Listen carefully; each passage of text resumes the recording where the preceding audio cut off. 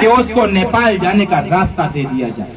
महाराजा सुहेलदेव राजभर जी ने कहा, मैं अपने देश के साथ कभी गद्दारी नहीं कर सकता, अपनी मातृभूमि के साथ गद्दारी नहीं कर सकता, अपने देश की संस्कृति और सभ्यता के साथ गद्दारी नहीं कर सकता, अपने देश के हिंदुत्व के साथ गद्दारी नहीं कर सकता।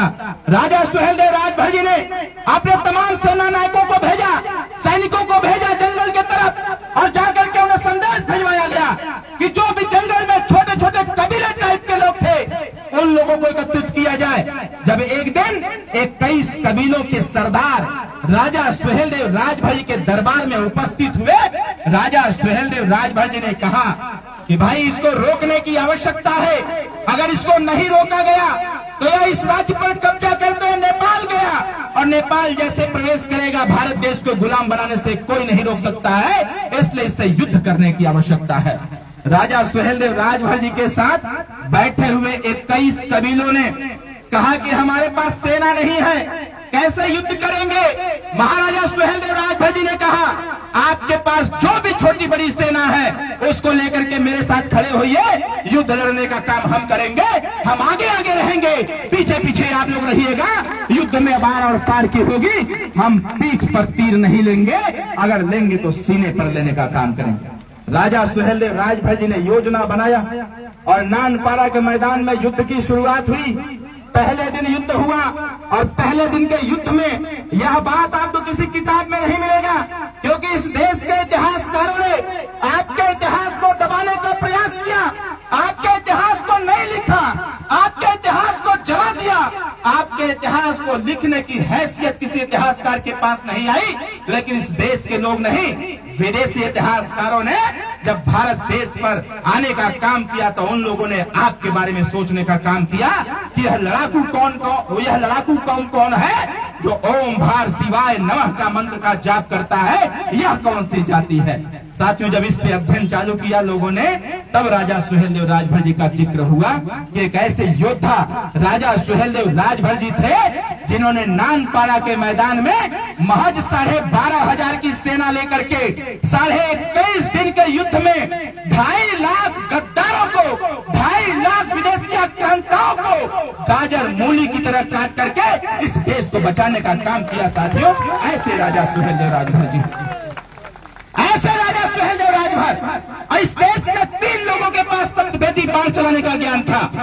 पहला नाम आता है भगवान श्री राम जी के पिताजी दशरथ का नाम आता है, और दूसरा नाम महाराजा सुहेलदेव राजभर, और तीसरा नाम पृथ्वीराज चौहान जी का आता है जो शब्दभेदी बाण चलाने का ज्ञान सीखा करते थे। साथियों, वो शब्दभेदी बाण चलाने का ज्ञान उनके पास था। हमको आपको मानना पड़ेगा, महाराजा सुहेलदेव राजभर जी को पूजना पड़ेगा, क्योंकि हम अपने बाप को बाप नहीं कहेंगे, हम अपने राजा को राजा नहीं कहेंगे तो कोई दूसरा नहीं कहेगा। यहाँ आप इतने लोग हैं, 20 साल पहले बताइए कोई जानता था क्या इनको? कोई जानता था? अरे भाई, आप जाते थे तो आपको भी कोई नहीं जानता था। आप तो जिंदा आदमी हैं, आप तो जिंदा आदमी हैं। तमाम गांव में आप 25-50-100 की घर की संख्या में रहते हैं। आपकी आबादी इस देश में आपकी आबादी 4.5% है, उसके बावजूद आपको कोई पूछने वाला नहीं था। आप कहीं जाके बताते थे, कोई पूछता था कि कहो तुम्हारा क्या नाम बा, तो जब आप बताते थे कि हमारा फलनवा राजभर नाम हो, तो लोग कहते थे कि राजभर कौन सी जाति है। सही कह रहा हूँ कि गलत कह रहा हूँ? पहले आज यहाँ हमारे सब सिपाही दरोगा जी सब लोग लगे हैं ना। 20 साल पहले चोरी कहीं और होती थी, चोरी कोई और करता था, और दरोगा जी की गाड़ी हुटर बजाते हुए राजभर बस्ती में आती थी। राजभर बस्ती में आती थी और तुरंत जो सामने मिल जाता था उसको पीट पाट के जीप में लादती थी, लाद के थाने लेके जाती थी और कहती थी कि कहो कि हम ही चोरी किए। मार के डर से हमारा गरीब समाज स्वीकार कर लेता था कि हमने चोरी किया है। कहने का मतलब यह है साथियों, इस देश को चोरी होने से जिसने बचाया उसको लोगों ने चोर घोषित कर दिया था। 20 साल पहले जब आपकी चर्चा होती थी तो लोग यह बात बोलते थे कि यह राजभर वही जाति है जो रात को चोरी करने का काम करती है। मैं इसको सिद्ध कर दूंगा, मैं इसको सिद्ध कर दूंगा कि क्यों ऐसा लोग कहते थे। मैं एक बात और सिद्ध कर सकता हूं, जो लोग यह बात बोलते थे 20 साल पहले कि राजभर वही जाति है जो ताल में मछली मारने का काम करता है, इसको भी मैं सिद्ध कर दूंगा। मेरे पास थोड़ा टाइम कम है, लेकिन मैं तो नौजवानों से कहूंगा कि मेरा एक यूट्यूब पर वीडियो है, 3 घंटे का भाषण मैंने दिया है मुंबई में। 2008 में मुंबई में 3 घंटा मैंने भाषण दिया था, और 3 घंटे के भाषण में पूरी इतिहास को हमने बोलने का काम किया है। आप सुनिएगा, अगर ध्यान लगा के सुन लिए तो मैं दावे के साथ कह रहा हूं, अपने हाथ में तलवार उठा लोगे कि फिर से एक बार युद्ध करने की आवश्यकता। मैं बहुत सारी बातें यहां नहीं बता सकता, लेकिन बस इतना जरूर कहूंगा कि इस धरती पर हम लोगों को परास्त करने वाला ऐसा कोई नहीं था जो हम लोगों को परास्त कर दे। साथी, नानपारा के मैदान में जो युद्ध हुआ, 21.5 दिन का युद्ध हुआ। यहाँ जो बच्चे पढ़े होंगे, कक्षा 7 की किताब में एक कहानी आई है। प्राइमरी विद्यालय जो सरकारी विद्यालय है, उसमें कक्षा 7 में एक किताब आई थी। अक्सर हमारे दादा जो लोग भी सुना देते हैं इस चीज को, कि एक राजा था, उसने युद्ध किया, और उस युद्ध से जो आक्रमणकारी था वो भागते हुए गुफा के अंदर गया, और गुफा में जाके छिप गया। राजा वहां जाके खड़ा हो जाता है, वह देखता है कि कहां पर चला गया उसका दुश्मन, उसको नहीं दिखता है राजा को। तब तक उसी गुफा के ऊपर एक गिरगिट बैठा रहता है, वो गर्दन ऊपर नीचे करता है।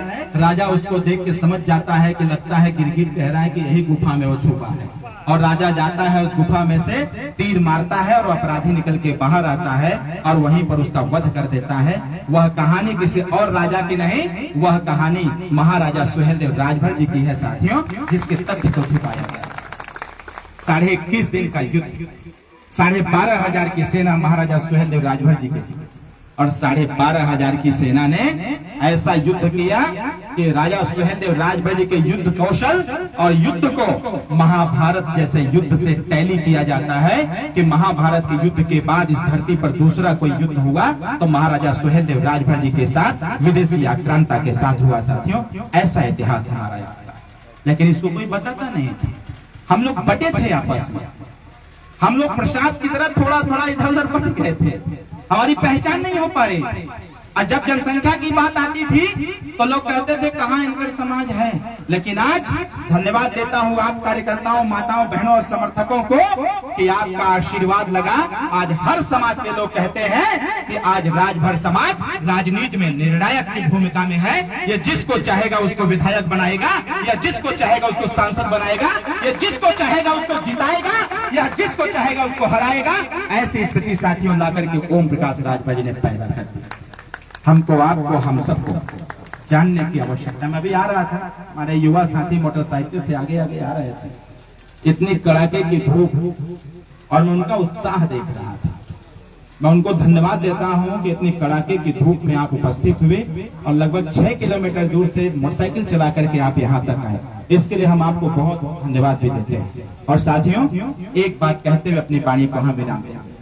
आज अगर ब्रजेश जी, अगर आज आपके गाँव में हम विजय दिवस मना रहे हैं तो एक हमारा छोटा सा काम कर दीजिए। आप लोग बताए वो काम करेंगे आप लोग? छोटा सा कितने लोग करेंगे? जरा हाथ उठाएंगे क्या?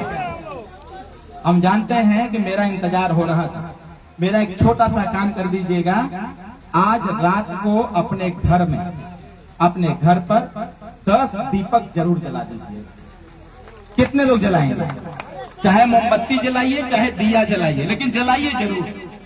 विजय दिवस का कार्यक्रम जो हम मनवाते हैं, जहां भी जाते हैं वहां यह बात मैं जरूर कहता हूं कि दीपक जरूर जलाइए, क्योंकि दीपावली हम तब मनाते हैं जब भगवान राम रावण को परास्त करके अयोध्या वापस आए थे। तब हम लोग दिया जला करके वहां के राज्य की प्रजा ने स्वागत करने का काम किया। उसी प्रकार से जब प्रत्येक 10 जून को हम दीपक जलाएंगे तो हमारे बच्चे पूछेंगे कि दीपावली तो आज ना बा, फिर दिया कहे कहे जलावल जाता। तब बच्चा के बतावे की पड़ी कि आज ही के दिन राजा सुहेलदेव राजभर जी ने फिर से हिंदुत्व को स्थापित किया था, इस देश को बचाने का काम किया था। तब हम और आप सुरक्षित यहाँ पर हैं, इस बात को बताने की आवश्यकता है। बताओ आज दिया जली कि ना जली? जली ना? तो सब लोगन के आपस में एक